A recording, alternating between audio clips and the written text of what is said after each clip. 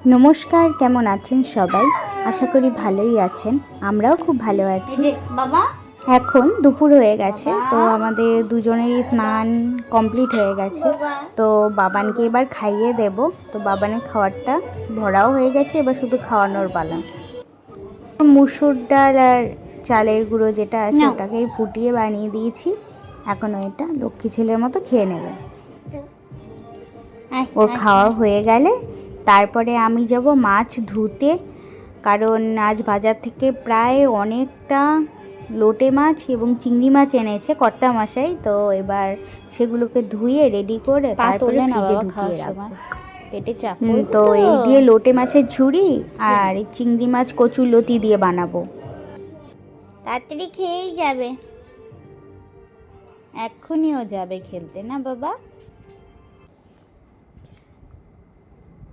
খাওয়ানো হয়ে গেছে, এবার আমি চিংড়ি আর লোটে মাছটিকে ভালো করে ধুয়ে ফ্রেশ করে ফ্রিজে ঢুকিয়ে রাখবো। বেশ অনেকটা বড় বড়ই চিংড়ি নিয়ে এসছে। এবার আমি চিংড়ির খোসাগুলো ভালো করে ছাড়িয়ে নেব। আর চিংড়ির পিঠের দিকে একটি কালো সুতোর মতো রগ থাকে, তো ওই রগটিকে বের করে নেওয়াই ভালো। বের করে যদি নেওয়া হয় তাহলে অনেকে পেটে ব্যথা করতে পারে ওটাতে, তো সেটা আর করবে না। এতগুলো চিংড়ি মাছ দেখে মনে হচ্ছিল, তো খোসা ছাড়ানোর পরে খোসাই বেশি থাকবে, চিংড়ি হয়ে যাবে একদম কম। দেখে নিন, চিংড়ি আমার খোসা ছাড়ানো হয়ে গেছে। এবার লোটে মাছটিকে ধুয়ে নেব। তো আমি বটির কাজ করতে পারি না, সে কারণে আমার শাশুড়ি মা বটি দিয়ে লোটে মাছগুলির মাথা আর লেজের দিকটা কেটে দেবেন, আর পাশে যেই পালকের মতন থাকে সেগুলোকেই কেটে দেবেন। তো শাশুড়ি মা বটির কাজ খুব ভালো করে, যে কোনো সবজি কাটতে বলুন, মাছ কাটতে বলুন, অসম্ভব ভালো বটি দিয়ে কাটতে পারে। আমি পারি না, আমার ভয়ও লাগে, আবার যতবার কাটতে গেছি হাত কেটে গেছে। লোটে মাছ আমার একদম পরিষ্কার হয়ে গেছে। বাবানকে ঘুম পাড়িয়ে দুজনে মিলে রান্নাঘরেই কাজ করছিলাম, এসে দেখি বাবান উঠে গেছে, উঠে মশারির ভেতরে চুপ করে শুয়ে আছে।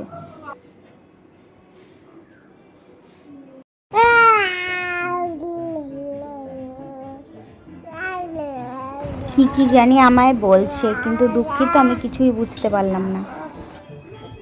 ব্যাস এখন হামাগুড়ি দিয়ে দিয়ে একবার এপাশ আর একবার ওপাশ আর একবার ধপাস হয়ে যাবে। ওর খেলা শুরু হয়ে গেছে।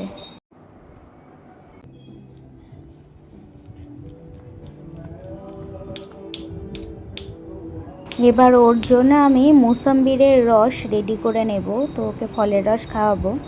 তো কিছুটা ফলের রস থাকে, তার মধ্যে একটু জল দিয়ে তারপরে ওকে খাওয়াই। একবারে ফলের রসটা ওকে দেই না। আমি এখানে ছাঁকনির সাহায্যে ওকে রস করে দেব।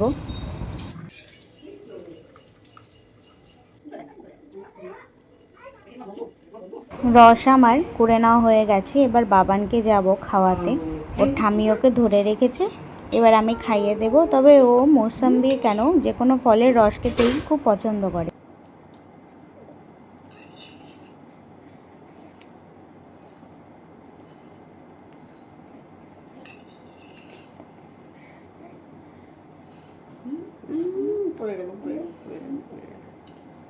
যাক, ওকে এবার রসটা খাওয়ানো হয়ে গেলে তারপরে আমি খাওয়ার নিয়ে বসে পড়ব। আমার খাওয়া হলে তারপরে আমার শাশুড়ি মা খেতে পারবেন। আমি এবার খাওয়ার নিয়ে নিয়েছি, এবার আমি খেয়ে নেব। আমার খেয়ে নেওয়া হয়ে গেছে। এবার আমি ঘরে চলে এসেছি, কারণ বাবানকে ঘুম পাড়াতে হবে। তো তোমরাও খেয়ে নাও। আরও একটি নতুন ব্লগে খুব তাড়াতাড়ি তোমাদের সঙ্গে দেখা হচ্ছে। ততক্ষণের জন্য টাটা, বাই বাই, সবাই ভালো থাকবে।